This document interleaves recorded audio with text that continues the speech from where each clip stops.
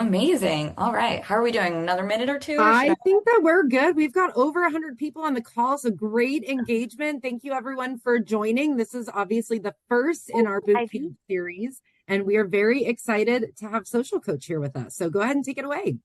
Awesome. Thank you so much. Well, hello, everyone. My name is Ashley Music. I'm the Director of Communications here at Social Coach, and my colleague Alexis is also on the call with me. If any of you have ever reached out to support, you've likely connected with Alexis. She's amazing. So, welcome, welcome, welcome to the APM Joint Boot Camp experience with Social Coach here. So, we're going to be walking through a little bit of what to expect, and then we're going to dive right in. So, let's get going.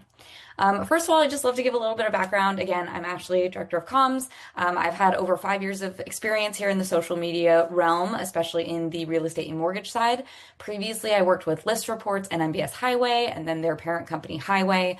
So if you recognize any of their social materials, that was a lot of what my previous experience is in. So in terms of what to expect for the 4 week virtual course here, we're going to have 4 sessions. We're going to be meeting every Tuesday at this time, same spot. It'll be nice and easy. And every week we're going to cover something a little bit different. So the goal is to walk you through. This week is going to be laying the groundwork for growth. So it's a lot of the basics, the foundation, making sure we're all starting from a good spot where we all understand the social platforms and what we're doing. Then week 2, we'll go into a lot more about videos, including how to structure your videos and ideas. So you never run out of ideas, because I always hear that. Week 3 is where we'll get more into engagement and building out a content strategy. And then week 4 is where we wrap up with kind of talking about how to plan ahead, how to set up strategies to be consistent long term, and then how to look at your content calendar and your analytics to tell what's working. So hopefully we are just going to be walking you all the way through in these 4 weeks so that you go from however confident you are to feeling even more confident on the other side of it. Mark, these will be recorded, and I will be emailing them out in a recap email along with the homework. So to clarify what homework is, it's basically just a couple action items that you can take from this call and accomplish by the next week. The goal is that these shouldn't be super hard. It should be pretty basic. But I would highly, highly encourage anybody who really wants to see a difference by the end of these 4 weeks to do the homework along with us. I see a lot of people who come through this, they kind of get busy, which is totally fine. But then by the end, they're starting to do week 1 homework by week 4, and then they're coming in with all these questions, and they don't get to, talk to us while we're going through it. So if you'd like to, I'm going to give you action items every week for homework. Please try to keep up with those. And that'll really help, because then in weeks 2, 3, and 4, you can come back with your questions and we can answer those lives while we have these sessions. Otherwise, you're kind of on your own figuring it out, and good luck. We'll always be here for you, but it's a little bit harder. Okay, getting into it. I always like to start with why social media, which I hopefully feel like everyone who's here already understands the importance of social media, right? That's why you're on this training. But I just like to highlight the reasons why I think social media is something that so many people leave with untapped potential. Number one, social media is one of the easiest and most cost-effective ways to reach hundreds of people with every post. So I always like to say, however many people you're cold calling, however many people you're reaching out to, if you get one video that hits 200 people, is that how many people you're able to call in a day? Maybe. But one video, 2 videos, 3 videos that are garnering hundreds and hundreds of views, that's all it takes to really be accessing a new audience. And odds are those are people who are not in your database, right? So on social media, there is a unlimited potential to reach new people. So that's why we are so highly encouraging of doing video and using social media for outreach. Number 2, social media is such a great way to stay relevant and memorable to your audience. And this is so important, especially for that referral business, right? For staying top of mind, for making sure that you are the person that people think of and come to with questions.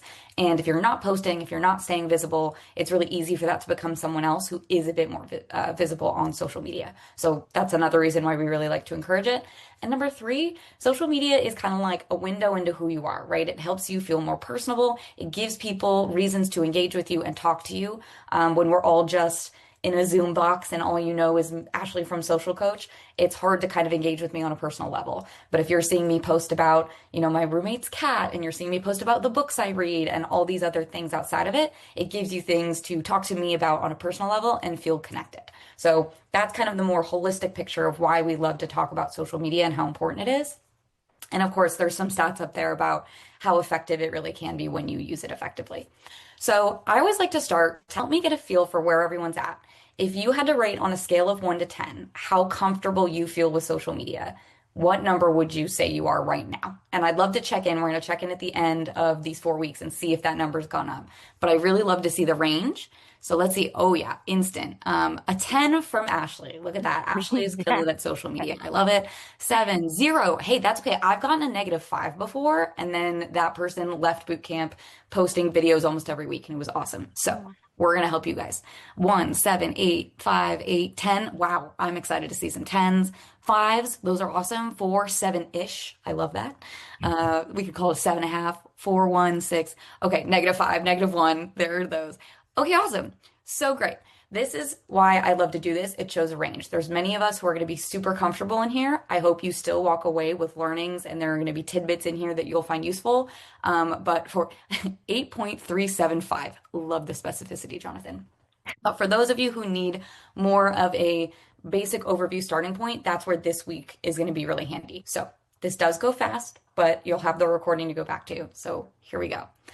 First, I just want to make sure everyone understands the different platforms that we have to work with. There are a lot of social media channels. Let's talk about the main ones. So Instagram, Facebook, TikTok, LinkedIn, and YouTube are the top 5 that I would talk about. Yes, there's Twitter. Yes, there's Threads, whatever you want. Those are a little bit more experimental. So the ones we'll be focusing on are these. When I'm talking about the major social media channels, this is what I'm talking about. Now, primary audiences on these platforms. This is super important to know, and we'll talk about this on the next slide. But essentially, what I like to highlight is that each platform is going to have a slightly different audience and demographic. And you guys probably know this, but you may not know what that demographic or audience is. So I just like to highlight that really quickly here. Instagram and TikTok are going to be better for millennials and Gen Z. Again, this is not to say that there aren't people outside of those age groups on those platforms. Everyone is everywhere at this point. But in terms of the largest audience per platform, millennials and Gen Z are going to be mostly on Instagram and TikTok. So if you are looking to share a lot of first-time homebuyer content or educational content, those are going to be better platforms to post that type of content. Whereas for Facebook, you're going to be getting more elder millennials and above. So this is people who maybe are looking at refinance content or maybe are still looking to get into homeownership, but maybe instead of talking to 20-year-olds, you want to be talking to 40-year-olds who are like, hey, I still haven't been able to buy a house. This is getting frustrating for me. How do I do this? That's where you want to be tailoring your content to the audience you're trying to reach. LinkedIn is a broader range, but it's, very predictably working professionals. So you can get all of those people who are there for thought leadership and work content. So that's a great place to post a little bit more technical content too. If you're talking about rates or like finance strategies or things that are a little bit more technical, LinkedIn is a great place for that. And then YouTube is great for all ages. So quick caveat, we do not post to YouTube through Social Coach, but we always get a lot of questions about it. So I just wanted to include it here. YouTube is great for all types of informative video content. So if you're already posting to any of these platforms, my biggest tip is to try to post to multiple. So if you have a video that you're making and you're posting it on Instagram, give it a try on Facebook, on TikTok, on LinkedIn, on YouTube, see what's working. And that's a great way to start. Yellow books for those older than 65. See, that's sadly not as viable anymore, is it? I mean, we all love a good yellow book, but Facebook is the new yellow books, I guess, or Facebook groups even. Like that's where you find a lot of your community. So if anyone has questions about any of these platforms or specific audiences, let me know and we'll do a Q&A at the very end. But I'd just like to start with this kind of overview so that we're all on the same page. So when you are choosing what platforms to post on and what content to be posting, here are the 3 main questions I would encourage that you sit and ask yourself. Number 1, who are you trying to reach? And that's what that last slide was helping you answer, right? Okay, who am I really trying to talk to in my content and where are they so that I can make sure that I'm posting my content in a place that will reach them. Then you want to think about the message you're trying to deliver. And what I like to reframe this is because everyone's like, oh, I'm trying to talk about down payments or I'm trying to talk about, why you should buy a home even if you feel like rates are high. That is a very specific message. But what you want to be really thinking about is why should people follow you? Like overall, what is your messaging and why should people be aware of you and your brand? What should they associate with you and your brand? And what messaging in that sense are you trying to post on a consistent basis? And if you can answer that question, if you're like, oh, I want to be the go-to refinance person in California, boom, that's going to be a lot easier to create content for. Versus if you're just trying to say, oh, I'm just a loan officer and I just want to post stuff that people find helpful. That's going to be a lot harder, right? Too generic. And then thirdly, again, with that last slide, are the people you're trying to reach on the platform that you're posting to. So again, if you're posting home buyer content on LinkedIn, sometimes that'll work for you, but maybe you really want to be talking more about the thought leadership side or the market side. And then your home buyer content and the educational content maybe is something you want to be putting more on Facebook and TikTok. Okay, so if that already feels overwhelming, don't get overwhelmed. That's my biggest thing. This is how I handle social media, and it's something I really highly recommend. And that's taking your platforms and sorting them into tiers. What I see is people kind of get confused. When they start social media, for those of you who are negatives or 1 to 4s, and you're jumping into social media, sometimes you feel like, okay, I have to do everything. I have to do every platform the same way. I have to be posting all the time everywhere. And that gets really easily overwhelming and you get really easily burned out. So the easiest way to distill this down is to sort your platforms into tiers. And I would only choose 1 or 2 platforms for your primary, your top tier. So those are the platforms that you're like, this is my bread and butter. So let me know in the chat if you instantly had a platform that you're like, yep, that's my favorite. Put it in the chat and I want to know because mine is Instagram. I know a lot of people are fans of Instagram. Some people are big on LinkedIn. Some people are all in on TikTok. That one's less common, but when you're in, you're in. Oh yeah. Okay. Facebook and Instagram. One LinkedIn. Way to go, Sean. I like it. Facebook, Instagram. Still need to pick. See, that's what we're here for, you guys. That is okay. YouTube. Nice, Jim. I like that one. Facebook and Insta. You can post to both at the same time. Exactly. You're in it. You got it. Oh, see, Erica has all of them. Love that. Yeah, she So does. that's where I'm like, here's how you want to sort them. So you want to pick your top 1 or 2, maybe 3 if you're someone like Erica and you're like, okay, I'm at a time and I do this all the time. But you're going to pick your platforms to prioritize. And the reason I say that is because then you are creating content not only just for those audiences, but for that platform, because every platform handles content a little bit differently. So if you're prioritizing Instagram and Facebook, I would say reels. So videos, little short form vertical videos are going to be huge for those platforms. So then you're going to say, okay, I want to prioritize those. I'm going to make 2 videos a week for Instagram and Facebook.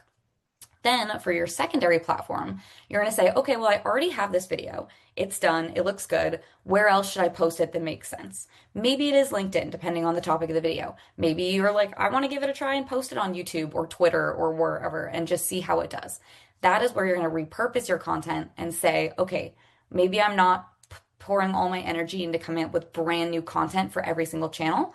But if I have existing content, I'm going to maybe rewrite the caption, tailor it a bit more, and post it somewhere else. And that would be a secondary platform. So that way you're spreading all of your content across many platforms, getting to the widest audience possible, but you're not burning out by saying, oh my gosh, this is so much to manage. I'm having to create so much extra content. And then the last tier is what I would call experimental. And that's when you're sitting there going, okay, I kind of feel like I should be on TikTok, or I really love Twitter. I kind of want to post on there every once in a while. Awesome. You can totally do that, but you don't have to feel like, oh, I need to make sure I'm scheduling a tweet to go out every single week or every 3 days or whatever it is. So that's something you may not be working actively into your weekly cadence or your social media plan, but you can still have those accounts and you can have fun with them and they can be a bit more experimental. So that's where I like to help people categorize because I see a lot of people being like, well, if I go on TikTok, do I just have to go all in and go at the same level? If I already have 3 times a week that I'm posting on Facebook, do I need to do the same for TikTok? You don't need to. It can be an experimental platform. It could be a primary platform. It's all about what matters to you and where your audience is. So I just like to outline this to give people kind of a place to start and so that you can start identifying in your head what's important to me, what's important to my audience, and then how do I create a baseline, and then you'll grow from there without getting overwhelmed. Hopefully that's the goal. So again, if we have any questions there, feel free to drop them in the Q&A or the chat. In terms of most impactful post formats, I'm just going to do a quick overview. I'm sure a lot of people know this already, but video is one of the top formats on all platforms. So no matter what platform you're on, if you're doing video, you're doing great. It's going to perform well. It's going to get pushed out. The other type of content we see do really, really well are stories. So those are the content that if you post it on your story, it'll appear for 24 hours and then it'll disappear. So that's super great for anyone who's kind of in the lower number range, right? The 0s to 5s. You're feeling kind of nervous.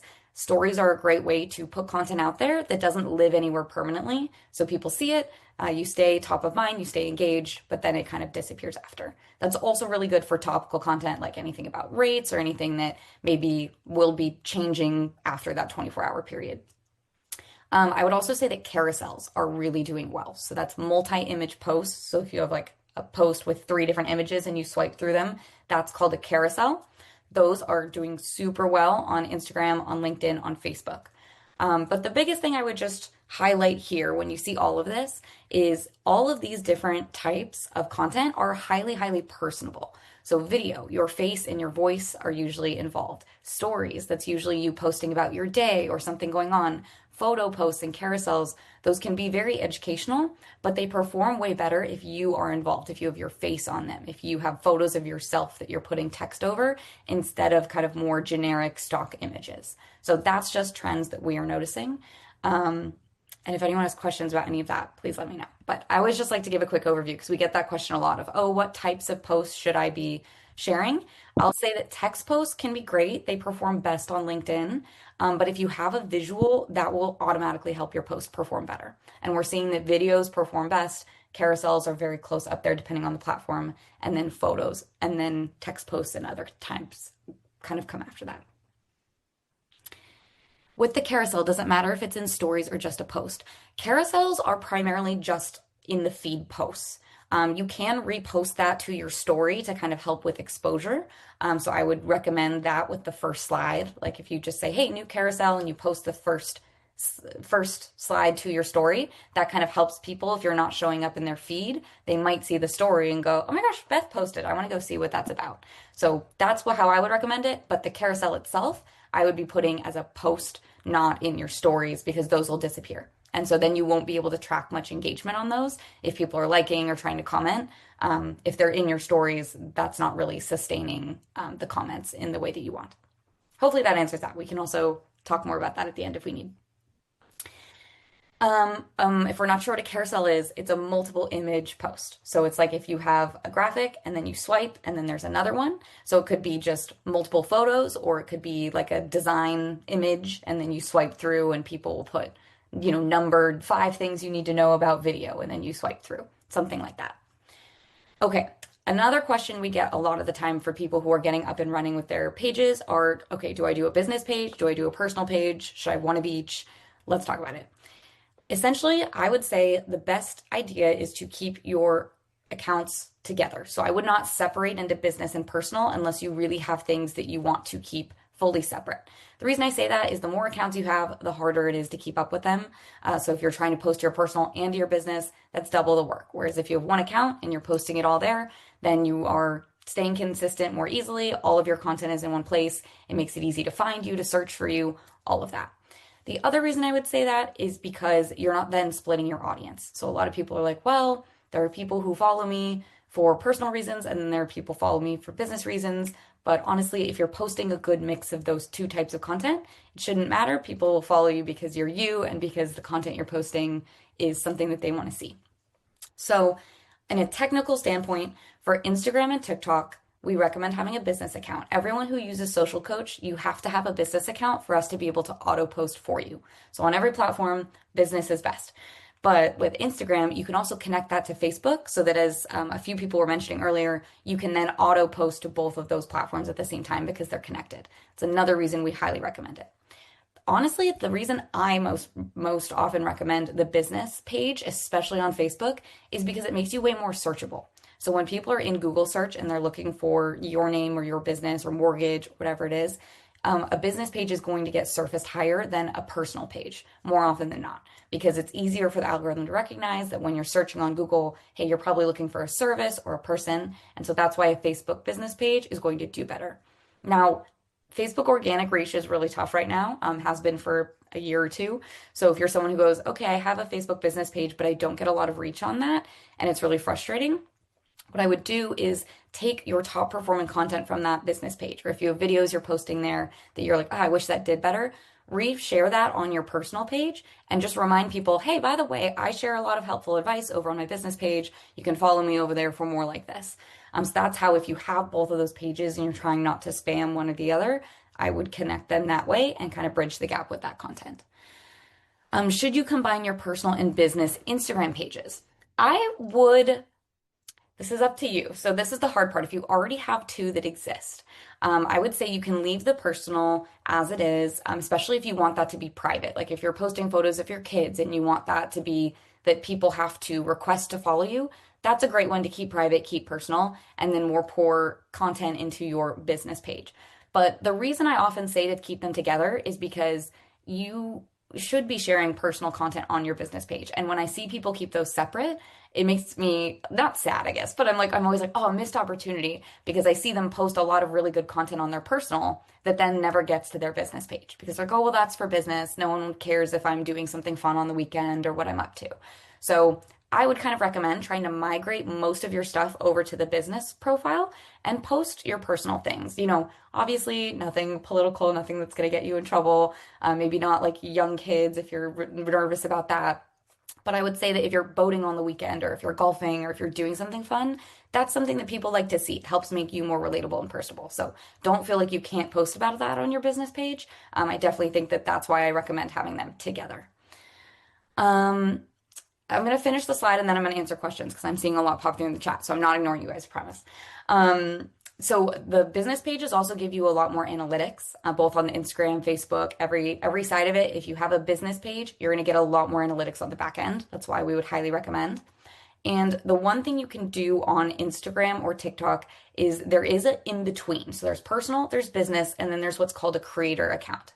Now, I think Camilla can tell me what you guys prefer as a company, but most companies that I've talked to prefer the business account over the creator. So just for safety, for compliance, for making sure that you're not using trending sounds that maybe are, if you use it in a paid ad or a promotional material and it's a commercially licensed sound, that could get you in trouble. So if you want those trending sounds and you're using the creator account, that is kind of a workaround.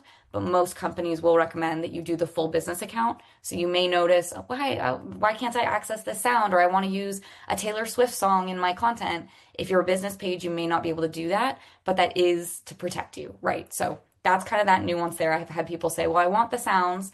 Then you have to act as a creator account, which means you are more of an individual within a business capacity. So a little bit different, but we across the board recommend the business account, both for functionality within Social Coach and for compliance and covering all the bases. Can you convert an existing personal page to a business page? So on Facebook, no, those are two separate things. A personal profile is different from a business page. So you would have to set up that business page separately. But on Instagram and TikTok, yep, you can totally just take your existing account, you go into the settings, and you'll see here it's edit profile, and you can see it'll just say switch to, and we're a business account, so the screenshot shows switching to a different type. But if you're a personal account, it'll say switch to creator or business account, and then it'll immediately just change that setting for you. You won't lose any of your existing content. Nothing else should really change. You'll just gain access to more analytics and tools on the back end. I need to double check, but as I remember, they made me separate my Facebook page from my personal. Yes, on Facebook, I do think that that's one of the places that is more delineated. So Instagram, TikTok, that's where I would try to keep those kind of combined. If it's a company policy to keep those separate, totally understand. Don't worry about it. My advice there is more just don't only post personal content to your personal page. I know it's hard to keep up with multiple accounts, but posting personal content on your business page is a great way to make people feel more connected, want to follow that business page, and not just feel like it's essentially kind of a promotional channel, right? You want it to feel like they can still reach you, they can still talk to you, and it's still fun. When you share a So, post, Ashley, oh if yeah, you don't mind, if I can just add, it used to be that Facebook personal didn't even have a bio area. Okay. correct. And so to put your compliance on a page, you'd used to have to have a Facebook business page, right? Plus to have it all separately. Now, Facebook actually doesn't like Cindy the realtor that took her personal page and just renamed it. They do sometimes take those down. Their policy is that you do business on your business page and you can share those posts from your business page, not copy and paste, but like just share to your personal page. And every time you share a post from your business page increases your reach by 300%. So Mhm.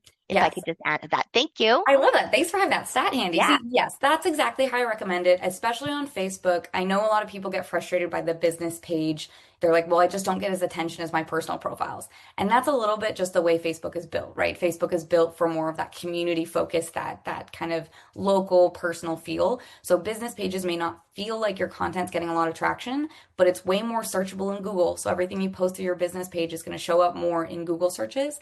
And exactly as Camilla said, my highest recommendation is just occasionally to pull that content over from your business page and reshare it and just say, hey, just a reminder, I have a business page. I share a lot of helpful stuff over there. Go give me a follow there. And that's a great way to kind of keep those connected and help people realize, oh, I guess I should be following their other page. Yes, and creator equals digital creator on Facebook. I believe that's the same label, yes. So you definitely want to make sure that you're labeled correctly. Facebook, again, it's a business page versus a personal profile. Those are two like really distinctly separate things. Instagram, you're going to have one profile and it just kind of puts it into a different category on the back end. So when you're choosing like business, personal, creator, all of that. Yeah. Hey, Ashley, really quick. Creator for Facebook is very different from a Facebook business page. So just Yeah. FYI, don't do that. There is no third party that can post on behalf of a creator page on Facebook. Just a fun little technical background. So when you are doing a Facebook page, please make sure you're just doing it business. If you have any questions or want to walk through that, I know Camilla's a great resource. And if Camilla needs to reach out to support, they can also reach out to me and my team to discuss any of those fun little nuances that Meta has created for all of us to jump through all of the hoops. So, yeah, just make sure you're on a Facebook business page. Perfect. Thank you. Yes. See, so that's for all those reasons. This is exactly why we're like, it's better to have a business page on Facebook. And then for TikTok, Instagram, you still want to have that business set up. Again, it helps with all the connections. It helps with any of the scheduling tools like Social Coach. If you have a personal, it just gets really complicated and they don't always let us post for you. And then for compliance and search and all the other reasons, business is best. All right, I'm glad we had a lot of questions there. We're going to move into optimizing your profile. So now that you kind of know, okay, I should have business profile set up. A lot of people are like, well, I have it, but I don't really know what it's supposed to say or how to do this. So we're going to walk you through this. The one thing I'll say, if you want to pull up your profile right now and kind of start looking at this as we go, feel free. I'm also going to send out a guide after this that walks through all of these step by step. So if I'm moving quick and you're worried about it, don't feel like, oh, if I don't do this right now, then I'm going to lose it. We will send out that optimization guide that walks through this all again and the recording. So you'll have it all. Okay. So the big three things on your profile that you want to make sure are locked and loaded are your profile picture. You want to make sure your profile picture is clear and recognizable. Honestly, most people use a headshot. I think that's perfect. What I've noticed is some people like to put a photo of like them and their family or them and their partner because it helps them feel like, oh, see, people see I'm a family oriented, which is great. The one thing I would say is that can make you hard to recognize because again, right, when we're all searching, these little images are about yay big. And if you're getting your name searched and they're trying to look and identify you, it can sometimes be tricky if you have more than one person in the photo. The other thing I'll say is what a great practice is to keep the same picture across all of your social media accounts and profiles. So if someone is following you on TikTok and then they're like, oh, you know what, I kind of want to see what they're up to on LinkedIn, they can go find you and seeing that same photo is going to tell them, oh, yep, that's the same Amy Smith, or that's the same, Brad Bloom, or whatever it is, because names can be common, it can be hard to identify, and so you want to lock in that quick identification. Another thing we often recommend is if you want to put your brand colors in your headshot. So if you have kind of your headshot on like a neutral background, that's great. But what we often recommend is if you go into Canva and you can use like a background remover, you can put your brand colors behind it. And to me, that just helps make it really super recognizable. We had a user, Amy from Green State Mortgage. So green was obviously a color. So she did that and she put green behind her. And now every time her profile photo pops up in the stories, I see that green and I immediately know that it's Amy. So we often recommend using those colors to kind of signify that if that's something that you're really trying to figure out with branding. Now, the second thing you want to make sure is that your username or handle is easy to read, easy to search, and easy to remember. So we've seen people who maybe have, Bill Smith, and then they put their NMLS number in there.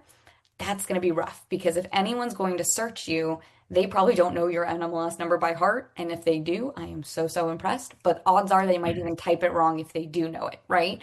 So that's going to make it hard for you to go to an event or go meet someone somewhere random and you say, oh my gosh, go follow me on Instagram. It's, Tim Smith 6757. And everyone's like, what? So what I would do instead is keep your name. That's always a great one. And then put in a search term like mortgage or loan or something to do with your industry. That's going to be really helpful. That way, if someone's like, oh, I remember Camilla, but I don't remember her last name, but I know she's in mortgage. So if I search up Camilla Mortgage, she's a lot more likely to show up if that's in the handle.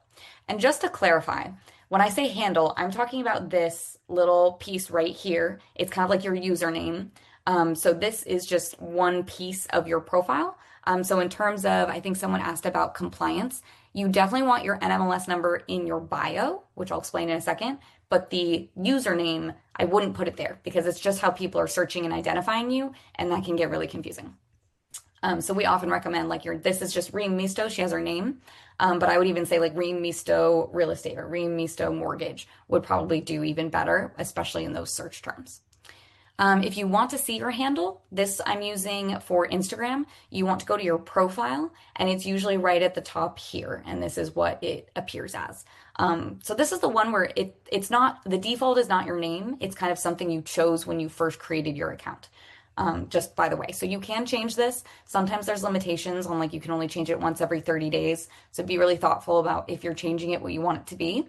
And I would also recommend that this try to be as similar as possible across platforms when it's relevant. So LinkedIn won't have a username because you use your name. Same with Facebook, your name is, or your business page name is the field. But for TikTok and Instagram, that username is going to be a little bit different. So again, just keywords, that's going to be there. Then there's a separate name field, and this is your full name on the profile. And this is one that most people get, right? Because you get to the profile and it says add your name here, and you add your first name and your last name, and it's great. Step one, you're doing great. But if you'd like to optimize this, again, especially for search, where if you want to be showing up more in searches and you want to be really easily identifiable, we recommend doing what Reem did here, which is adding kind of a bar or a separator. And then you can put in additional keywords. So she has California mortgage expert. You could even just say loan officer, or you could say Columbus, Ohio lender.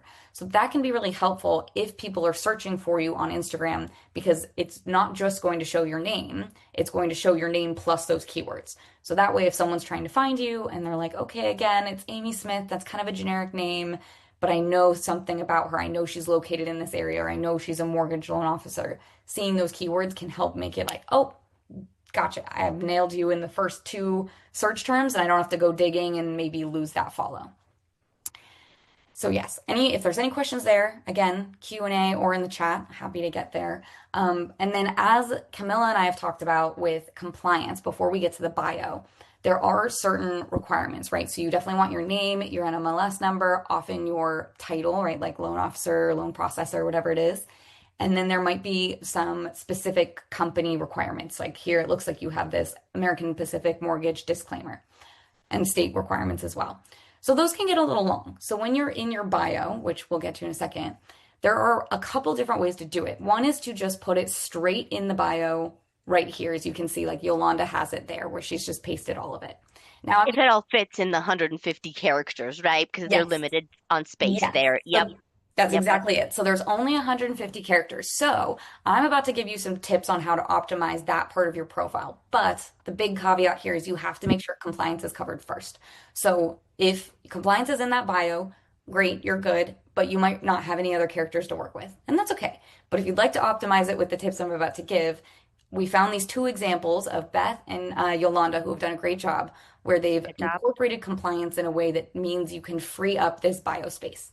So kind of like what Beth did here, she either made a post and you can pin this post, which I'll show you in a bit. But you can pin a post to your profile so you can have that initial post kind of have all that compliance info, kind of an introductory thing. That could be a carousel if you wanted. So it's like a, hey, meet Beth Bloom, and you can swipe through. And as long as compliance is on there, you should be covered. So that's one way to do it.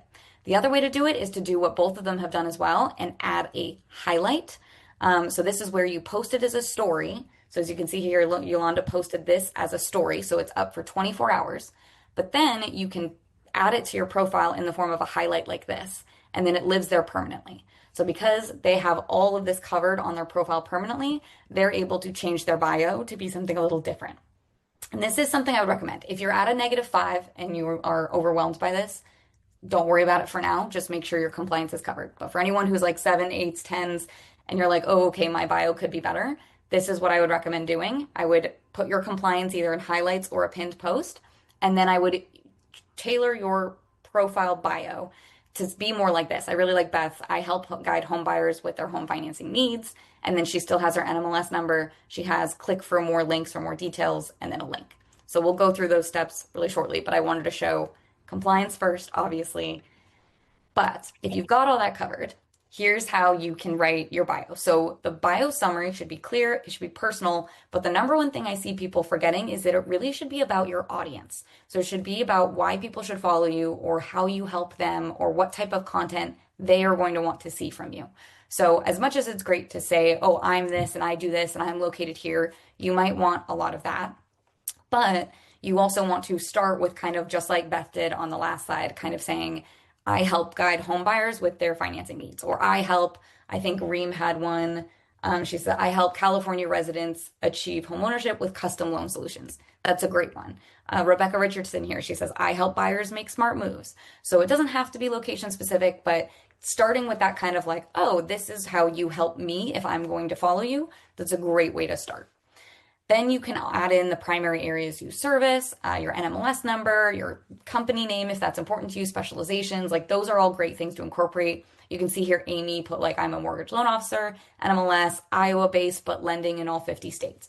Great way to say that. And then if anyone's searching, maybe like Iowa lender, she has both of those words in her bio, her profile is going to surface higher than maybe someone who didn't put those words in there. We would always recommend adding in emojis too. I do think that that helps when you format it more like this, where it's a short line with an emoji and then you break it up. It will get tricky with the characters. You only have 150 to work with, so limited space. But if you can do it this way, it just makes it so easy to read and so clear. And so it's not just like a big long paragraph that then is intimidating when people come to read it and they're like, that's a lot. And then the last thing I like to say is if you have a link, which you should, and I'll talk about that in a second, it's always helpful to have like a call to action of like why someone should click that link. So usually it's pretty clear, yeah, it's a website link or something, but why should people go there? So I would often say like more resources or click for a free consultation or something that gives people a reason to want to click into it.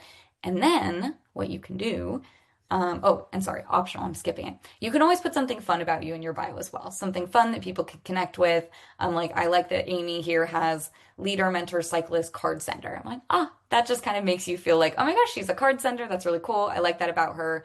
Or maybe if you are someone who is a cyclist and you see her, you might be more inclined to say, oh, okay, if she's posting cycling content and mortgage content, cool, I want to work with her. So that's optional. It's kind of lower down. I would start with more of the value that you're providing and the call to actions and all the compliance info. But if you have extra room, that's a great place to put it.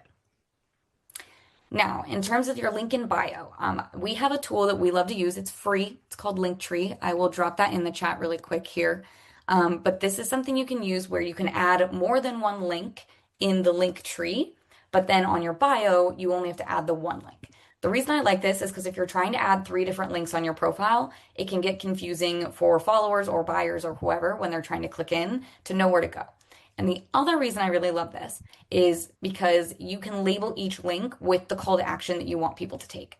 So what I often see is people put their website link and then they say in their video, oh, go visit the link in my bio, reach out to me, whatever it is. But then you get to the website, right? And you have your email, you have your phone number, and then you have all this contact info. And I think what that does to people like me, perhaps, who get there, is we go, oh, okay, am I supposed to call them? Am I supposed to text them? Would they prefer if I emailed? Is there a Calendly link? But am I ready to book a meeting? I don't know. You kind of get lost. You kind of go, there's too many options. I'm not really sure what they want from me. So yeah, I got to your website or I got to your landing page or your contact page, but now what?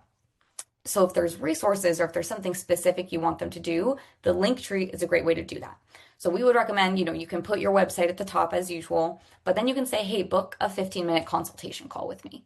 That's really easy. Now I know by clicking that link, that's what I'm signing up for. And maybe if I'm like, okay, I'm not really ready to do a 15-minute consultation, that seems intimidating, your next link can be a resource. You could say free first-time homebuyer guide, download here. Okay, cool. Now I want to click on that link and download this free buyer guide. Or maybe it's sign up for my next homebuyer course. Or maybe it's any other resources you have. Try this mortgage calculator. See if you qualify for a down payment assistance program. All of that is going to be a lot more compelling than just one link that takes them to a website and then they have to kind of click around and figure it out. Obviously, can they do that anyway? Totally. It's not a bad thing. Having a link at all, great step. But if you're looking to take your content to the next level, I love this. And then what this also allows you to do is in your content, which we'll talk about next week, when you're doing a call to action, this gives you a direct way to say, click the link in my bio and hit 15-minute consult to book time with me. So if you do this whole video on here, let me break down this really specific mortgage scenario. And then you say, if you want me to do this for you, go click the link in my bio and book a 15-minute consult with me. This makes it really easy for people to do that because they're seeing the exact same wording on the link as they are in your video. Whereas if you just have your website and then they go and then it's like an email and a phone number, but there isn't something that just says book a consult here, they're going to get a little lost. So all of those reasons are why we like to recommend the Linktree. And again, this is free to use. You can't upgrade if you want like extra analytics and fun features, but you should be able to set this up with no problem. And then you can also link all your other social channels. So it's like a great little hub to put in your profile to give people more places to go. Sean, love Linktree and you can't beat the cost. Yep, it's free, which is great. Okay, quick question here. DBA company profile. Oh wait, I think I missed something. One second. Is the compliance on the personal and business page? So anywhere you're posting content about loans and mortgage, you should have your compliance disclaimers. So would recommend the highlights is a great way. That does not hurt to have on both a personal and a business page, then your bases are covered. But I would just make sure if you're posting about mortgage stuff, then you are putting that compliance disclaimer wherever is needed. So if you're sharing from your business page over to your personal Facebook page, maybe that's something where you want to put the compliance language in the post that you're resharing. But I would say having it in the profiles is the easiest way to just cover your bases and never have to worry about it. As long as the compliance is on the business page, when you're sharing it from the business page to the personal page on Facebook, you're covered. Perfect. See, so it's, yeah, I think having it in the bios or in the profiles just makes it nice and easy. So you never have to worry about in every post making sure it's covered. But definitely add that. Linktree is free. I pay something every month for it. Yep. So there are upgraded versions of Linktree where if you want specific functionalities or if you want to be able to track every link and how many clicks, you might have to pay for it. But in terms of setting it up and getting it to work, it's free to start. So that's why I love to recommend that one. So yeah, there you go, Mark. Hopefully we can save you some money there. And again, reminder, I'll send out our optimization guide that has all of these steps in it. So don't worry if you want that and are having trouble keeping up because I know it's hard to do live. Okay, action item number 2. So I'm only going to give you 2 things to do this week. Number 1 is to go through and optimize your bio. And I know that was a lot of steps, but we'll give you the guide and it's just go through your bio and optimize it where you can. So fix your profile photo, fix the bio, make sure your compliance is covered, all of that. And I used Instagram as the example in all of these. Facebook and LinkedIn are going to look a little bit different. But what I would say is if you can start with Instagram, that's going to have the most limitations in terms of like only 150 characters and the way it's formatted. So if you get your Instagram one ready and then you go to the other places, you'll have more to work with. So you can almost add in more on Facebook and more on LinkedIn. So it'll look a little different from that, but I would start on Instagram and go to the others. It's a lot easier than writing a big long bio for LinkedIn and then trying to get that into 3 sentences in Instagram and it's frustrating. So start with less and then you can expand in the others. Okay, getting into the introduction video, or I will say an introduction post. I like to highly recommend a video. I think it's way more personable, but I do think some people are more comfortable using a carousel, the multiple images, or just a photo post or something. So however you want to start it, my biggest tip is to make sure you have an introduction post on your profile. So this can be under 90 seconds. You want to make sure you're keeping your ideal client in mind and you're speaking to them. And I would also recommend you have fun with it. Biggest thing is you just want to show off your personality. You want to introduce people to you, why they should follow you, why they should work with you. And it's a great way to just kind of overview who you are, what you can help with. And again, if people are coming to your profile and they get those 3 lines in your bio to decide, I don't know, maybe this person is cool and I should follow them or maybe not. This intro video can be another great way of making them see, oh, okay, maybe I'm going to look and see, is Amy someone I really want to follow? Why should I follow her? So this is a great way to do it, is your intro post. And then the best part is when you make this, you can pin it to your profile and then it lives at the very top of your feed no matter what you post. And that's what I love to see because then anyone coming to your profile again, they're seeing this little bio, but then they're also seeing that post front and center. So it gives them a really easy way to get to know you. So Quick question. Do you want it to be like, for example, like somebody that's never followed you before? Like not somebody that's forever been there, but like they came to your page for the first time. They're like, who is this person? What are they about? Is that what it's yeah, good for? I think that's the best way to do it. You can Okay. absolutely make it a little bit for both. I've seen people kind of often people will reintroduce themselves multiple times, especially when they get bigger, right? If they're like an influencer and they've gained like 200,000 followers, they'll kind of say, oh, let me reintroduce myself. There's a lot of new faces around here. Because what they're realizing is people are coming in from your content, right? If they're seeing your videos on their feed, they may not know who you are, what you're doing. So you want to pull them into your profile. Well, then if they're Mm, like, well, who is this? That was a really good video. I liked what they had to say. But who is this? Why should I follow them? That's what this intro post is for. So you can kind of say, like, hi, I'm so and so. And then you can give more context about who you are, where you come from, where you live, what you like to talk about, all of that. And the biggest reason I like this is because next week we'll talk about video structure. And one of the biggest mistakes we see people make is they set every single video, they start it with, hi, I'm Ashley from Social Coach. And today, and people have already scrolled because unfortunately, no one really cares who you are until they've gotten some value or, it's yeah. it's usually not what you want to lead with in terms of Yeah. your content. So this Hmm. way, you don't feel the need to introduce yourself in every video because you know that there's intro video on your profile. So anyone who's looking going, "Hey, Bill made a really cool video. I'm going to go take a look at his profile. Oh, meet Bill." And then I can watch this video and see who Bill is and what he's helps me with instead of Hmm. feeling like Bill has to then sit in every video and spend 10 seconds introducing himself, because then that might just lose attention there. So yes, if in terms of the logistics of creating and recording this, I'm going to show you some examples. But I would say under 90 seconds. So this doesn't have to be long. It doesn't have to be complicated. It's just something fun for you to record. For anyone who has Social Coach, you can absolutely record this through Social Coach. We have a teleprompter tool, so you can write out your script if you want it. You can paste it in. You could do bullet points, or you could just use the camera and record it. Then the best part, if you send it to us, we will edit it for you and post it for you. So if you have a song you want us to add, if you have extra clips, or if you have pictures of you on the golf course and you want us to add those in, we can splice those in a fun way so you don't have to worry about putting it all together. We've got it for you. And then the third step, so homework today is record your intro video or create a post. Then you're going to post it. Then you have to pin it to your profile. So I have a tutorial video. I'll make sure it's linked in the follow-up email that shows you how to do this on Instagram and TikTok. And basically, it means you have to post it first, and then you go in and it's a setting that you can tap, and you'll see that it has this pin in the corner, and that keeps it pinned to the profile so that no matter what you post, it doesn't get hidden below the feed. It stays at the very top. On Facebook and LinkedIn, it looks a little bit different. There's no way to pin a post, but you can add it to the featured section. So if you want it to stay at the top of your profile, that's what I would do is you post it, and then again, you just say manage featured posts, and then you mark it as featured, and it'll be at the top there. So those are great ways to do it. Great. So Let's see some examples. I yes, I'll love get into these. examples, and then I'll get into questions, I promise. I see them all coming through, but I'm just like, oh, if I I get know into they're that, so I never get anxious. to. They're so anxious. I We'll love it get though. you. I We'll love the get you all. We'll engagement. get you all taken care of. Exactly. Yeah. Okay, so I've used Amy Smith as an example a lot. She came through Bootcamp, and this was the intro video that she created. And so I just want to show you it doesn't have to be hard. It can just be fun, a little bit of personality. So this is what she made. Mortgage loan officer with flair. It's me, still sporting my suspenders from TGI Fridays back I in. love it. I've got 18 years of mortgage lending experience and happy to help with any questions or scenarios you'd like to work through. So that was perfect. It's nice. It's simple. It just shows you a little bit of personality. She's got her TGA Fridays suspenders on. That just makes me look at Amy and go, she seems like a really Cute. fun person. I'll follow her. I would love to work with her. But if you're like, okay, I would actually like more information to be in there, you can Okay. do it a bit more formal, right? That's where you can write a script. You can have a bit more of like what you help people with. And it can be that talking head style, but a little bit more robust.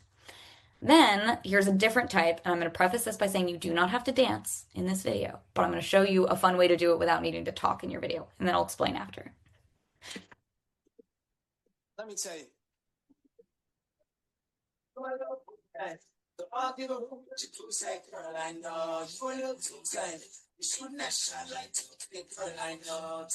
Perfect.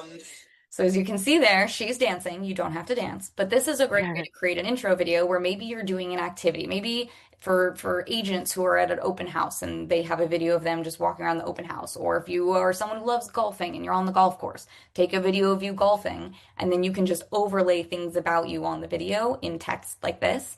And I love that she did here. She introduces herself. She gives kind of more, hey, I'm not just a loan officer, but I'm a mom and I make educational content and sometimes I do bad dancing. So it gives you both a little bit of personality and a little bit of like, here's what I talk about on my page and why you should follow me. So I think that that's a great way of kind of, if you're nervous and you're camera shy and you're sitting there going, I don't want to have to talk and do a script, this is a great way to take clips of you doing things you like to do and then just putting information over top.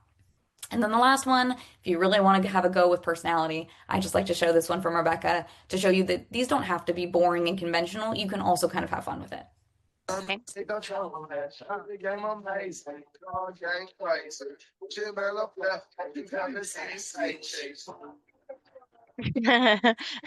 Somebody just asked about putting a dog in their video. Yes, put your doggy in the video. Put your dog in the videos. I'm telling you, kids and dogs, those are just, they do well every single time. So don't exploit your kids for it, obviously. But like, you know, that type of content does great.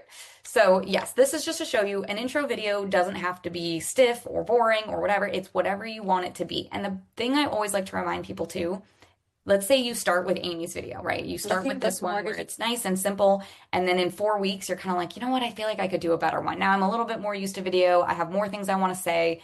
Okay, record a new one, post it, and just pin that one instead. You can redo this anytime you want. Don't feel like, oh, I'm locked in and it's embarrassing to post another one of these.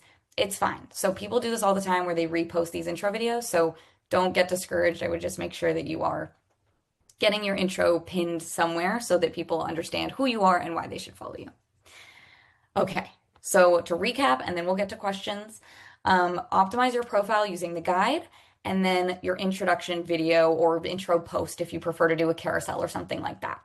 I will send out a guide for that as well with like a sample template for that, a sample script for the intro video. We also have that loaded into the script library. So if you look under the templates script category, there's one that says intro video. So you're welcome to use those as a starting line. The biggest thing I would say is try to customize it in some way, whether that's adding in a fun fact, adding in a little bit of personality, just show a little bit more of you.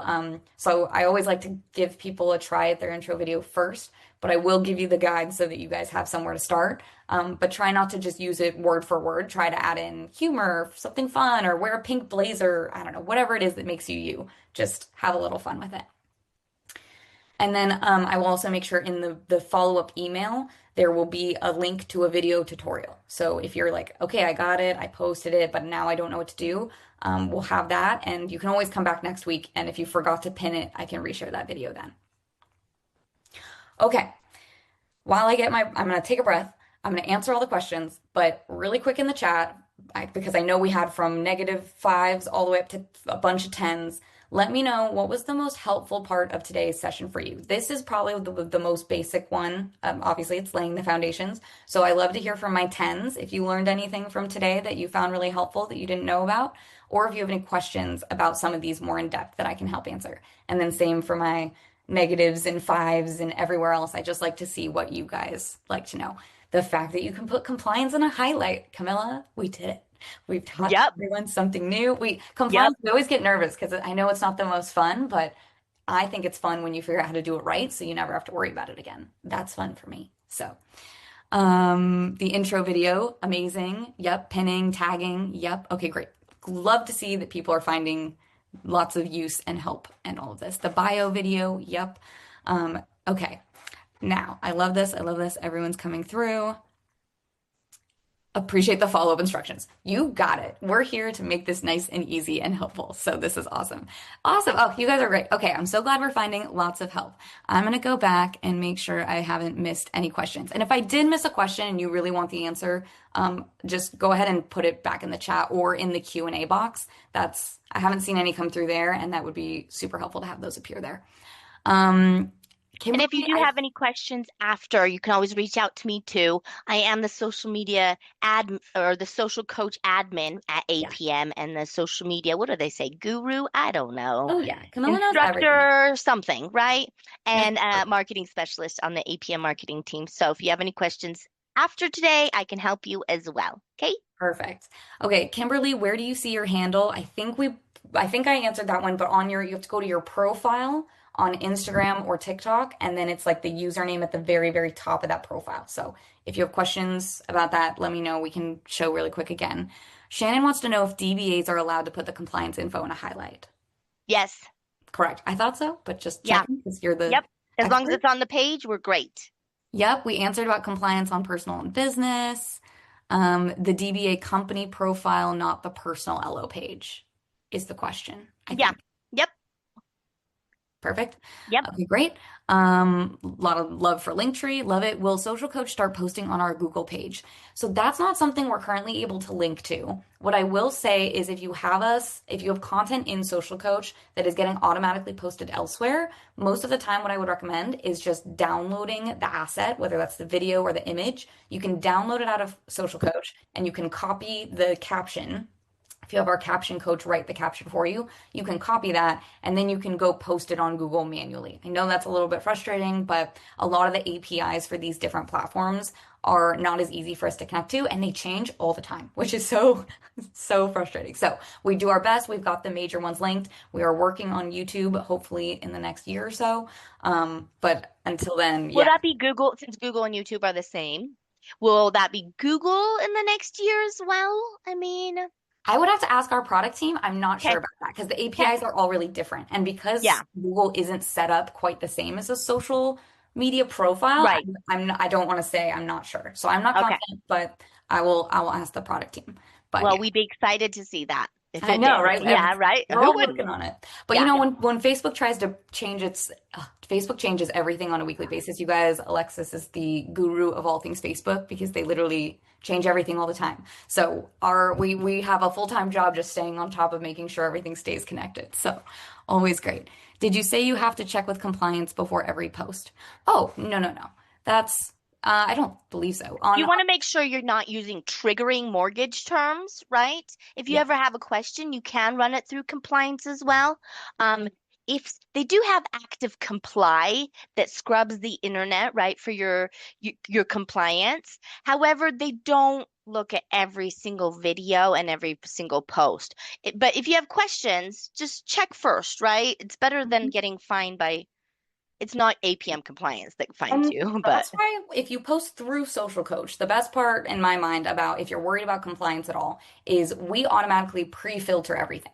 So if yeah. you're going to try to post something and you're Camilla, I would say your admin Yeah. for like words that are like, hey, that could get you in trouble, it'll flag those for you before you post. So if it's something blocked, it'll be like, no, that can't go out. Change the wording. That's gonna get you in trouble. So you can change it before you post. And if it's flagged, it'll just kind of say, like that's a little, that could be iffy. Use your judgment. And then if Camilla sees something on the other end, she can always reach out and say, hey, I would fix this really quick. I just think this wording might not be the best. And then you can edit the post instead of having to delete it or remove it or anything like that.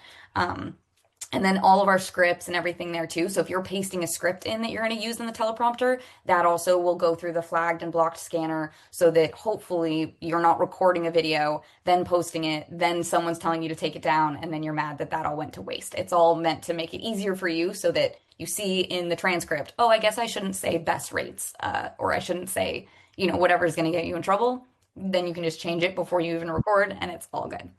What is the link to the Social Coach app? Do I need to be a paid subscriber to Social Coach? Camilla, do you want to take this one? Yeah, Social Coach is how we manage the social media posts that goes to all the main social sites at once. There's variation. It's got a lot of things it does, compliance, a whole bunch of different things. And we can go into that because this is more about social media training here. But if you have any follow-up questions about the program, I can answer those. If you want to email me, I'll drop my email in the bottom, if that's okay. Yeah, there's two Oh, yeah. different programs. There's the standard basic for $50. It includes everything, scripts, compliance, everything, as many campaigns as you want, everything. The only difference with the next step up, which is $200, is the $150 difference for 8 fully edited videos by Social Coach. You get those back in 2 days. They have captions, they have B-roll, they have music, they have emojis, they make you look better, which is great, right? They cut out the ums for you. Yep. They make us look good. So That's our job. So yeah, yes, so if you quick like little the plug for Social Coach there. Thank you. We appreciate it. Yes. So Yeah, I they're think great. Anne was asking, once we have the video, how do we send through Social Coach? So if you are on the tier where you don't have videos, what I would recommend is either just recording your video, either with our teleprompter or on your phone. And then you can just set it up to post automatically to all of your profiles through Social Coach. So that way you don't have to come up with a caption and go spend an hour posting it on every platform manually. You can just set it through Social Coach, we'll post it everywhere, and then you just want to go pin it to all the profiles, and that should take 2 minutes instead of 20 minutes, you know? But if you have the Video Catalyst service, which again is where we edit those videos for you, you can talk to Camilla if you don't have it and if you want it. But if you do already have it, all you have to do is upload the video as a Video Catalyst project. So you can either use the teleprompter and then just submit it for editing, or you can upload it and then if it's already you've already filmed it, you can just upload it, send it in, and I can actually, if I'll answer the rest of the questions, but if we want, I can walk us through that really quickly at the end here and show you what that looks like in the Social Coach platform, because the goal is just to make that super, super easy for you guys. Wendy, does social media contribute to closings? And if so, what is the success rate compared to time spent playing movie star? I totally feel that. That's a great question. So there's a lot of different stats out there, and there's no like one stat that's going to be like, oh, you're guaranteed this by doing this. I like to Yeah, preface there. Social media is a little bit more of a long game, but yeah. we've seen that on average, through Social Coach users, everyone who posts their first video with Social Coach increases their followers by 15% on average, just from one video. So that's pretty impressive.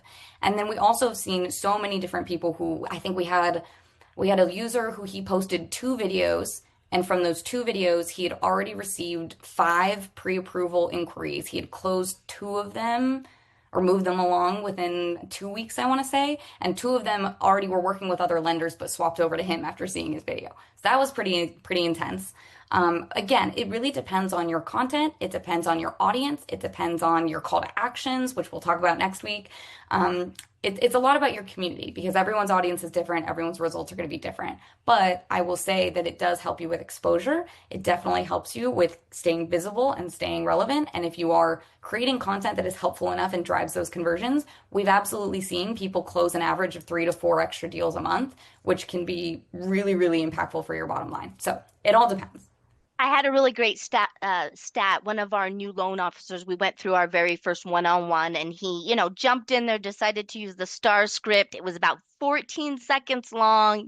He kept up the energy, and within 24 hours, he had 3 leads and 1 actual application for a doctor loan.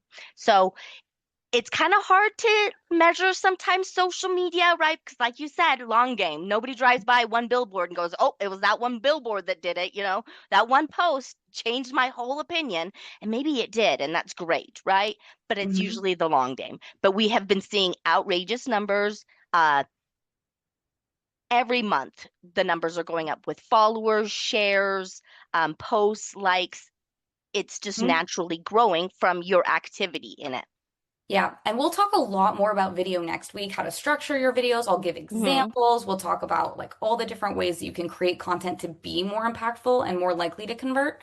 So we'll go over all of that. But I do think that video, like we've talked about, it's just this is a lot of talking about the platforms, but in the next few weeks, we're going to talk more about content and talk about like how you can get seen, how you get visible, all of that stuff. So we'll keep going. If you have the basic social coach package, are you able to purchase one-time video edits specifically for things like this introduction post? Not currently. Um, Unfortunately. So you would do like the 8 video package for a month.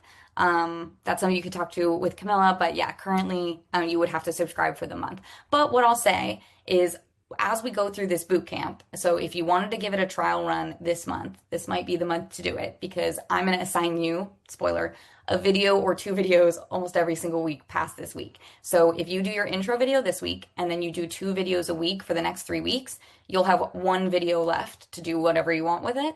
And everything else will be done. And so you'll have used all 8 of those credits, and you'll be walking away from boot camp with 7 videos, hopefully up and posted on your profile, feeling good. And they do say it takes about 7 videos to start feeling okay on camera. So for anyone who's feeling camera shy and going, oh, I really don't want to do it, I'll do it with you. Do it with me. Let's do it on this call. Let's do it through this month and get you started so that by the end of this, you're not trying to overcome that initial hesitance, intimidation, get over the hump. You're already kind of past it and you've been coached through it and you're coming out the other side feeling good. Yeah, thank you, Freddie, for adding in some of that. And yes, it's Oh, I love what you said here. He says social coach is a paid service, either 50 for basic or 200 per month, which is far cheaper than paying for leads or using a marketing lead gen agency. I completely agree. I also think it's a lot cheaper than you're going to find for most video editing. Like if you were to hire a video editor to do all your videos, It'll be more than $20 a video. yeah, exactly. So we try to keep it really reasonable. That's why we have like our 2-day turnaround. We add the captions. We add a lot that helps make the video more visually engaging, which I think is really hard to do. I can spend 3 hours editing my own video easily. So the goal with us is not to say, oh, it's just to make it easier. It's just to save you guys time because I think there's so many reasons that you say, I should do video, but I'm busy and I'm not going to. So if we give you the script, if we give you the teleprompter, all you have to do is spend 5 minutes recording, and then we do the editing and posting. That takes you down from 3+ hours of brainstorming, script writing, videoing, editing, posting, down to like 5 minutes. And that's where I find the biggest value. And clearly I'm biased because I'm here as part of Team Social Coach, but genuinely it's something I use all the time, even for our content, and it saves me so much time. Did you say Social Coach can post for us on a creator account too? No, only business. So sorry, Ryan. That's why we recommend the business account, especially for Social Coach users. Third parties are only able to post to business accounts, not the creator. Yeah, wasn't there like a lawsuit 2 or 3 years ago that prevented them from doing that, and you'd lose your license if you. Yes, Yeah. that's exactly it. It was some creator it was something where they were hooked up and the business kept posting to the creator account. And so someone sued saying like, hey, I own this account. It's not my business account. And because that was kind of a gray area, the business did end up being at fault. So we are legally not allowed to post for you on a creator account because that is technically owned by you. So that's why also creators are allowed to use more of those commercially licensed sounds like Taylor Swift songs or whatever it is, because it's owned by you. But that also means that you are going to be at fault if anything happens on the account. So that's why we recommend business account. It's just safe, covers the bases, you get all the analytics, and you can still do a lot of the trending sounds and anything if you're one of those 10s who are up there doing all of that. Any tips for intro videos for a company-based profile? Oh, so many. Oh my gosh, there's so many fun ones. I've seen people do if our team had walk-up songs, and you just take a video of everyone opening the door and you just play their favorite song over them opening the door, walking into the office. Mm-hmm. Or there's one that's trending where people like spin in an office chair and have everyone spin, and then they like slow-mo it as they come by the screen. So you do like a fun like, hey, and you put like your name, your position or title on the screen. Super cute. And it's just kind of like a fun music in the background. So there's a lot you can do. I think if you also wanted to show personality, if you wanted to show, here are events that we do every year, like here's things that we do to serve the community, I think those are always great.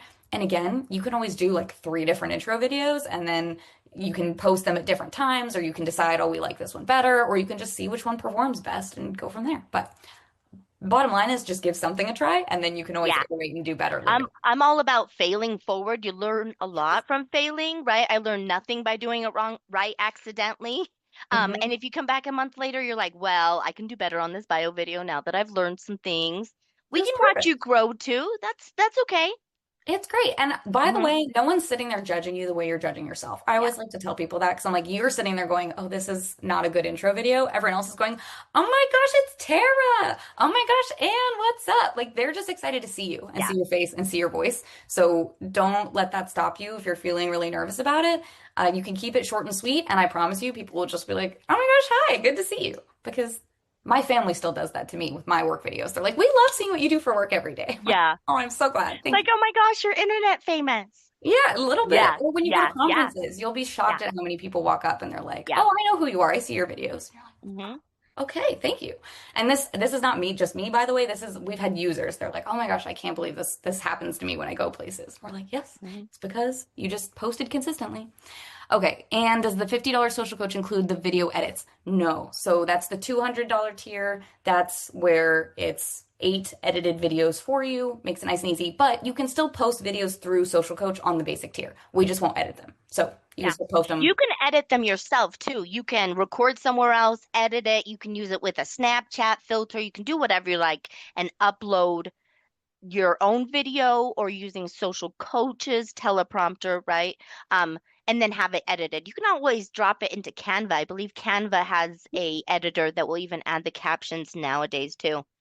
I think So so. Canva, CapCut, Instagram yeah, just released a new one. There's a bunch of yeah, them out there.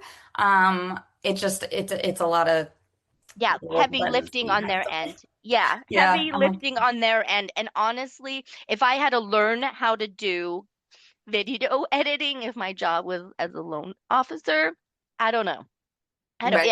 I It's a think lot. I'd be going $20 sounds cheap a video right now. There you go. Well, that's, again, that's what we What is think, your but it's time? What is your time worth, right? exactly. And it's up Yeah. to everyone. And if you're like, well, I just want to test out a few videos on my own first, like, we're not here to pressure. It's just video is a huge way of getting your exposure out there and keeping it tied to your face and your brand, which we'll talk again a lot more about next Hmm. week. But yeah, it's just, this is a good start, good, like, dipping your toes in the water type thing. Freddie, I know this is through APM, but since I'm with a DBA, Lend Smart Mortgage, how will this work for targeted content around my company's branding? If you're asking about the intro video, I would use some of the examples that we did that I talked about earlier with like the spinning chair, or like introducing your different team members, or talking about like how your branch serves the community or different events. If I'm misreading that, just let me know. But would love to hear that. And a lot of this will also apply, I guess, if you're asking about like the profile optimization, the way I would apply that to a business or a branded profile is make sure that the logo is clear in the profile photo. Make sure the bio talks to your audience of like who you serve, what services you provide, all of that, and make sure your links similarly are like you've got one link and then all the call to actions to the different resources or pages or things that people might look into. If you have more questions there, please feel free to comment or put it back in the chat. Mandy, I loved how you mapped out the different platforms. I'm so glad. It's so much work thinking about which one is best. Okay, I'm Hmm. so glad. Sometimes I know for those of you who are at tens and nines, like that feels basic, but for the negative twos, like we're all working to get to the same spot, right? Compliance, love the pinning. Okay, great. Okay, yay. This is great. Thank you for all Yeah. I'm you trying. guys are making me feel good about this. Somebody asked, did you say 70 videos? No. Um, 8 videos a month. For Eight Mark, if you're videos. still here, yep. Yes. Do the 8 video credit expire? Yes, each month from the Mm-hmm. 15th to the 15th. They don't roll over, so if you don't lose it, you lose it, which is a great motivator to use it. Yes, and ideally, what we set it at 8 because that's ideally 2 videos per week. And so what we say is either we have a script library of like 300 scripts, and we send you 3 new ones every week. So odds are we're like, okay, then you can choose 2 scripts to use, and that's your 2 videos for the week. Or what we like to recommend is doing 1 script and then one kind of fun video or different video of something. Maybe you're answering a client question or telling a story. And again, we will talk about all of this next week. I know. I love how excited everyone is because I'm like, ooh, we're jumping ahead.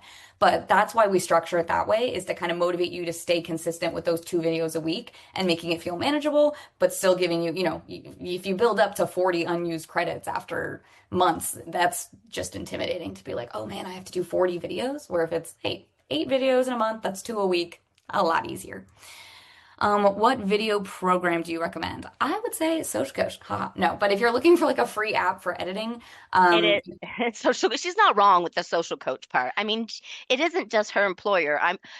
It is pretty great. It it's really great. is. And all the Full different built-in. things that it does too. Like Yes. somebody mentioned Bomb Bomb. Social Coach kind of just replaced Bomb Bomb. You can do Bomb Bomb videos with them We for have the an basic MVP. 50. Yeah, with Yep. the basic $50 package. Yeah, I So, can actually show that really quick if we want, yeah. since we're getting into Somebody was questions. asking, can you give input on video edits done by Social Coach? Yeah. Yeah. So we have live video editors. That's a real team of video editors. So we have a special request box where you can give them feedback. So not only can you put like, hey, I want XYZ when you're sending the video, but if they give it back to you and you're like, ooh, I love it, but actually, can you swap this out? Or actually, I want to add this thing in. You can have them, you can just respond and then they'll change that for you. And they're really good. They have a learning curve, right? Because we got to learn what you like. But once they know what you like, they're so on it and it's awesome. In terms of really quick, I'll show this bomb replacement because people were asking. It's called Video Pages for us. And so what this is, sorry, Camilla, I'm stalking you. Show no, show Dustin's that says 140, Dustin 140. This one? 304 people looked at his already. Go Mm-hmm. for it. So Yeah, this that's is a how good it works. example. So if you, this is what a video edited through Social Coach would look like. So he kind of did a video. We added captions and a thumbnail, which is that image that you see right here with the title. And so if you shared it and you create a video page like this, what it does is you can add a title for the page and then you can add a call to action button. So he said, submit your ideas, and he put a link to, I'm assuming, a form of some sort where people could submit it. Symposium, yeah. Perfect. And so then you can copy the page link, and that's a URL that you can text somebody, you can share it, it'll share however you want, or you can copy it for email, which is a similar experience like BombBomb where you get the little URL and then you get the preview. It's not a live preview, but it does have a play button on it. And so statistically, images, still images with a play button, actually perform better than even a GIF because some people get confused by the GIF and they think it's like already playing, but if it's still and it has a play button, people are like, oh, I'm supposed to click this. So but like you pointed out, Camilla, what I love is that we also have this tracking. So you can see that 304 people viewed it. You can see the watch percentage of like, okay, some people watched none of this video, but 73% watched more than half of it. So that's a Yep. great statistic to have to know about your videos. And then you can also see the devices. And sometimes you can even see the areas, the cities. So like here, you can see that someone in Salt Lake viewed your video versus, so if you're sending this out to different places, this is also great for proving like compliance and like showing that you're not targeting. If you're showing, hey, like people from all over the nation watched my video, it wasn't just me sending to like this one place. So we've seen a lot of people have a lot of different use cases for this. That's just really, really useful. And it's again, this one, it's like you can take any video from the video catalyst that you've uploaded and you can turn it into a video page. So new video page, next, you can record, choose a script, or upload your own video. So if you have a video that works, you can just add it in here. You don't need to go through editing for this, and it won't use any video credits if you do. However, Well, oh yeah, sorry, go ahead. I was gonna say for the video credits, if you wanted to get one editing, so Camilla has 2 videos in for editing. Great job, Camilla.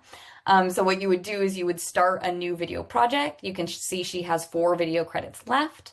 You could either start here with video project, or you could say, I want a script. Oh, whoops, sorry, that was a new script. But if you choose from our script library, we have all of these in here ready to go for you. Hundreds of good things. Hundreds. Good Yeah. stuff. So for example, let's say I'm going to pull the template one because we talked about the introductory. So I have a section down here called templates. Here we go. No talking script introduction video. So I can click here. And this one is like the non-talking one, the dancing one that I showed. So it gives instructions. You can copy and paste this, or you can choose to record. And if you had bullet points or a script here, you can adjust all of this, teleprompter, scrolling, all the things. You can record. So I'd be like, hi, la la la, sorry, Camilla, this is going to show up in your account now. And then you can either resume recording, start over. And then when you're done, it'll quickly upload that raw video. You can either post it as is, if you're like, I don't need to edit it, I'm happy with it, or you can get it professionally enhanced by submitting it for editing. Or you could turn it into one of those video pages if you like. So I won't submit this, or well, I'm going to go through the motions, but I won't submit it, Camilla, so I won't take one of your credits. Okay, good. Thanks. But once, yeah, no, you need those. I won't take them. I need my credits, Kay. I know. Once you're in It's the here, only thing that makes me look good. yes. So once you're in here, you can add files. So let's say you wanted to add the Bye, APM Fred. logo, something to it. You could go in here and you could add this logo, and then we'll know to overlay that or to add it in at some point in the video. If you had extra clips, like if you were talking about golfing, or if you're talking about someone that you helped close and you have a little video clip of them cheering in front of their house, you can upload those. We'll stitch it all together. And then you can set your style preferences. So we always recommend having the captions or the subtitles because a lot of people watch videos on silent. So the captions mean that they can read and still process what the content of your video, even if their volume is turned off. So we always recommend captions. But then you can choose if you want fun emojis, if you want us to add in extra video clips and stock footage, if you want music, you can choose the genre. If you're like, okay, I want some chill music, you can do the overall tone of the video if you're Thank like, this is you. very professional. And then here's where you can add those special requests. So you could say, like, please add music from, I don't know, Taylor Swift. please add a Taylor Swift song. Yep, We'll that's a say good one. like "You Belong with Me" or something. Yeah. Wow, you know one. I do. I know all of hers. I love Taylor Swift. That's why she's been referenced so much. There is a Taylor Swift script in here, by the way. It is. It's For pretty fun. great. It's Thanks. pretty great. I've seen it. I even saw people that were not funny or into Taylor Swift do it, and it was even well put then. Home buying through the eras. I've had golf scripts in there. I have football ones. We did one for Yep. the Super Bowl. Like we try to keep it fun. There's a lot in Yeah. there.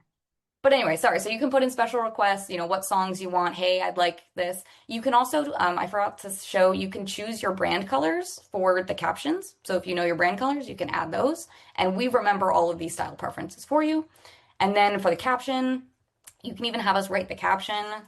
So for like down payment assistance, you can just type in a few keywords.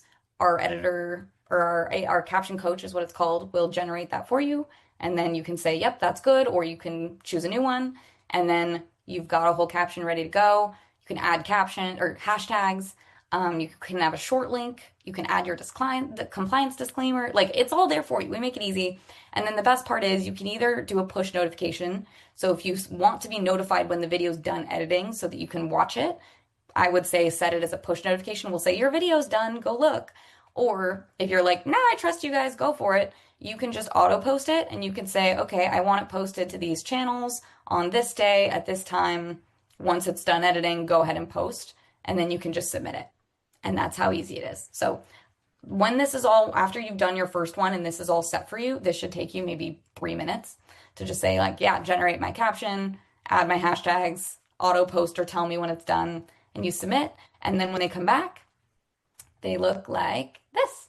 And you've got all of these fun videos that have fun thumbnails and the captions, and it'll Yeah. have emojis, and it just helps make them look nice and fun. And Yeah. Here's something nobody tells first-time home buyers. Choosing great. the wrong lender could cost. Yeah.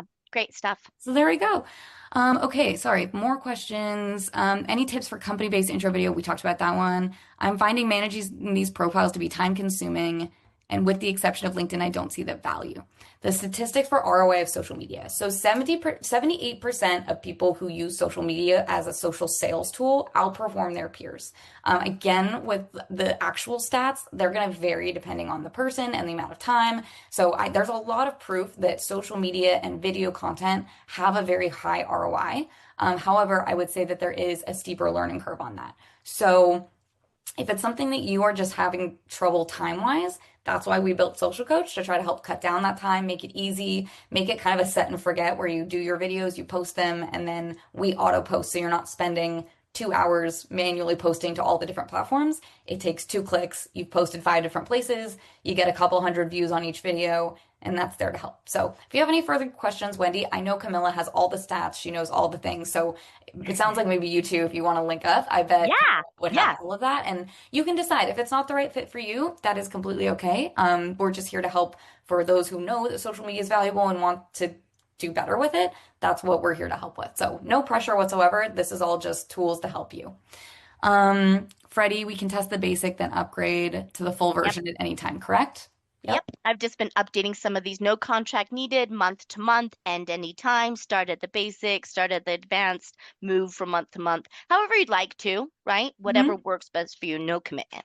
It's perfect. Freddie also asked, can you do targeted demographics within a few zip codes? I'd like to pinpoint marketing within SoCal and in particular my hometown. So that's a great question. We'll talk more about keywords with organic social media content. So organic content through social is when you're not putting any money behind it. You're just posting and you're just trying to use keywords and certain tactics to get it to the right audience. If you really want to do targeted advertisements, those are paid advertisements or paid social media. There are ways to set those up and they can be really effective and valuable. That's not something that we discuss here because it's not something we really help with as a service because you have to go through the platform like Facebook. You have to use the ads manager to do it that way. If you have questions, I'm sure Camilla would be able to chat with you about that. But if you're Yeah. looking to really, really target like that, I would think that a paid ad would probably work better for you than organic. Organic social is more to be creating a presence. It's kind of like, yeah, like a yellow pages almost. Like it's like the new version of just being like, hey, I exist. And if you're looking for someone, here's all the stuff that I do for you, and you're visible. Whereas I think when people Google you, like maybe they find you, but it's hard to tell all the time. Like, why should I choose one person over another? Video and social media is a great way to see what they're actually doing, what they're actually like, and whether or not you want to work with them. 70 videos. No, Mark. So sorry. Yep. I think we said it's 8 per month. Don't worry. Yeah. But hey, by the end of the year, that's over Yeah. 70. So Yeah. eventually, yes. But not, yeah, we answered Not all at once. Yeah. not all at once. Exactly. Freddie, Hmm. no brainer. Oh, I'm so excited you're excited to get rolling. This is awesome. Yes. Melanie, yes, input on video edits, absolutely. Um, yep, you can definitely upgrade and downgrade as you want. Uh, if it, yes, and if you didn't love it, they can edit it again. It will take like we have a 2-day turnaround on the edits. Usually it's faster than that, just by the way. So like when you submit a video, it's 2 days, and then if you submit for edits, it'll be another 2 days. Again, normally they're pretty quick and they might turn it around in under a day. But our technical turn time is 2 days just in case, all of APM decides to submit their videos on the same day, then that's going to take us a minute to get through. Um, but great questions. These are awesome. Hmm. And then, yeah, Social Coach can replace BombBomb. We do recording in the platform, but we auto post to social media. We do videos. We have the scripts. We have the My Video pages are kind of that replacement. And then we also have in the library, Camilla will have loaded in a bunch of content for you guys that you can then have All post. pre-approved, all very similar to Total Expert stuff. Just grab and go.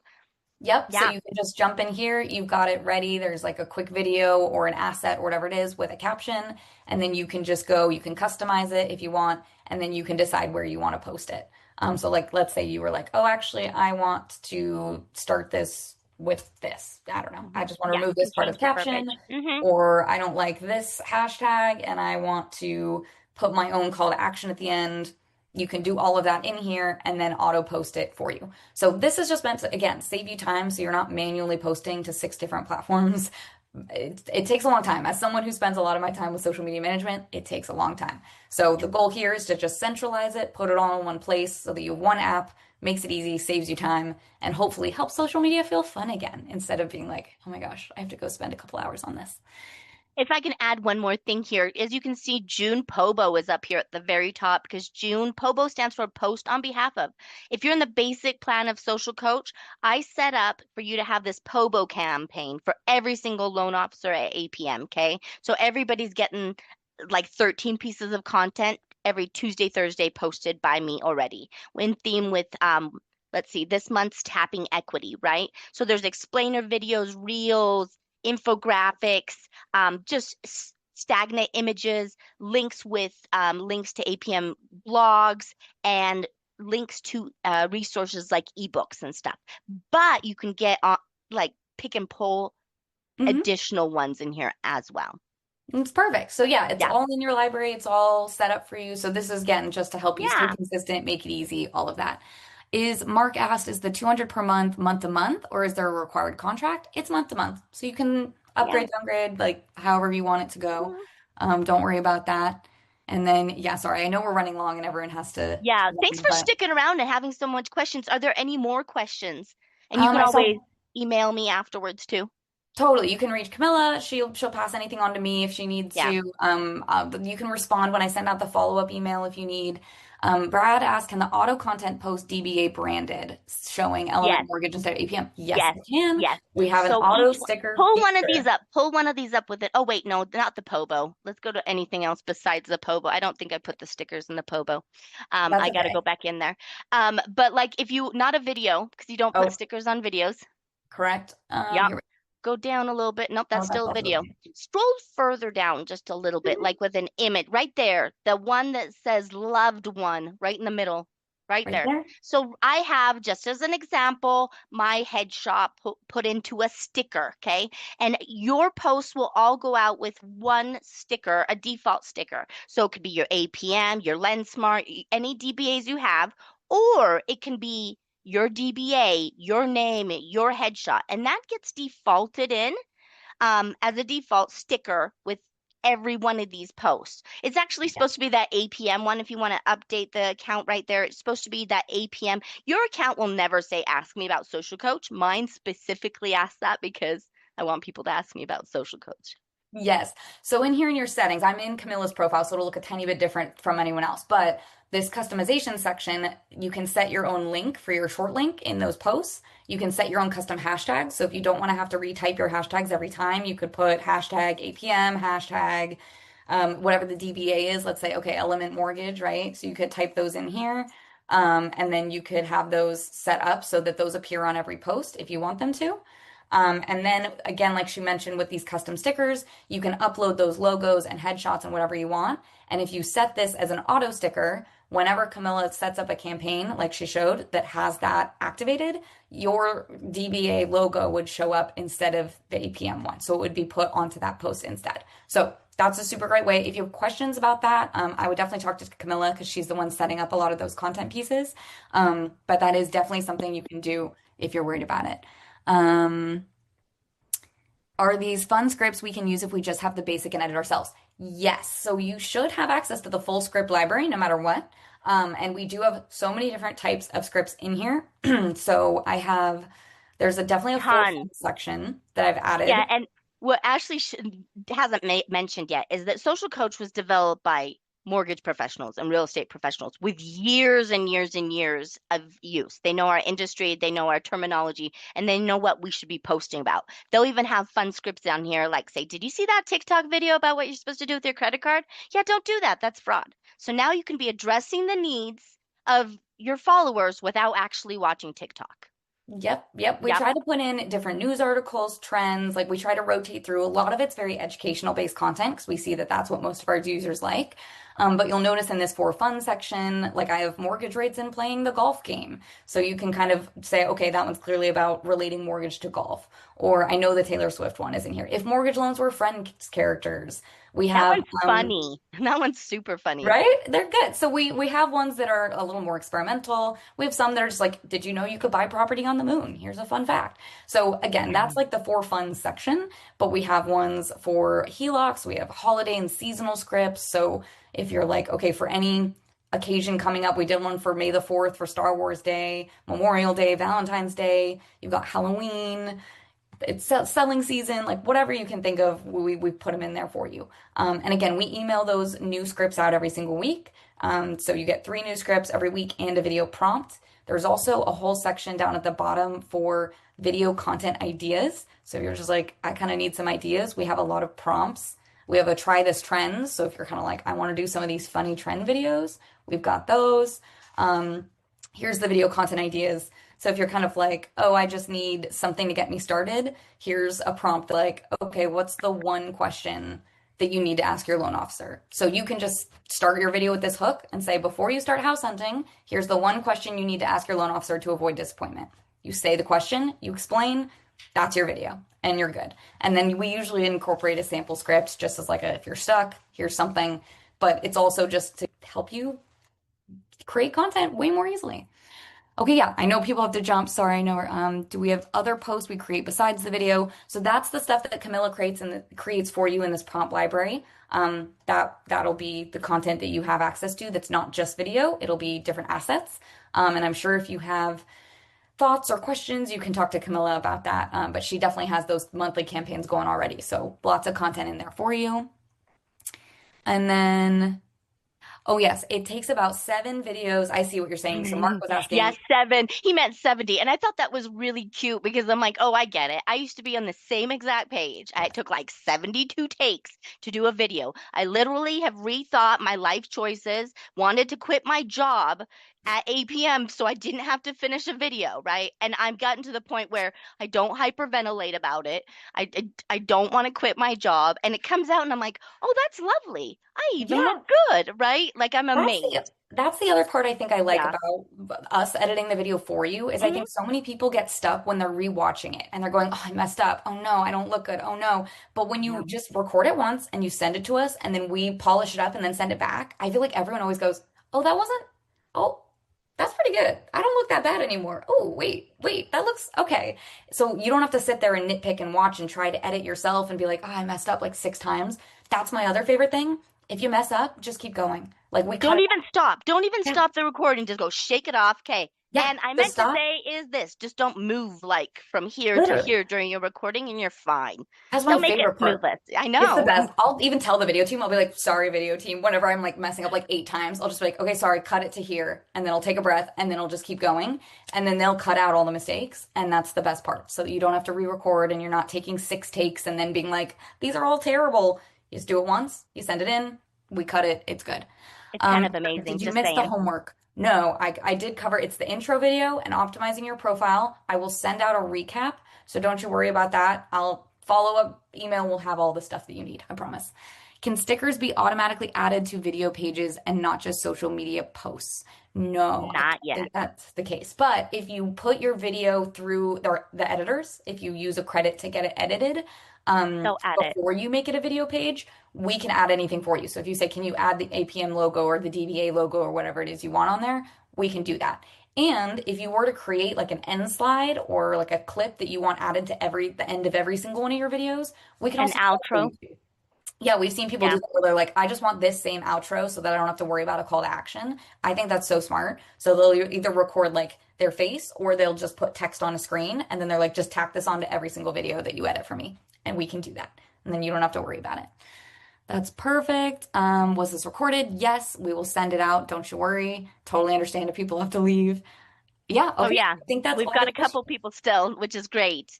I hope Yep. we got all your questions answered today, and we'll be back next week for another great. Oh, we've got somebody raising their hand. Jeremy, did you Oh have a yeah. question? And can you drop it in the chat maybe for us? I'm not. I saw his hand went up, but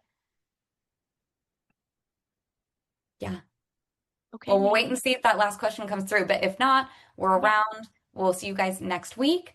Um, Yeah. and yeah, feel free to reach out to Camilla or I with questions. And good luck with your homework and see you guys next week. It'll be awesome. Yeah. Happy posting.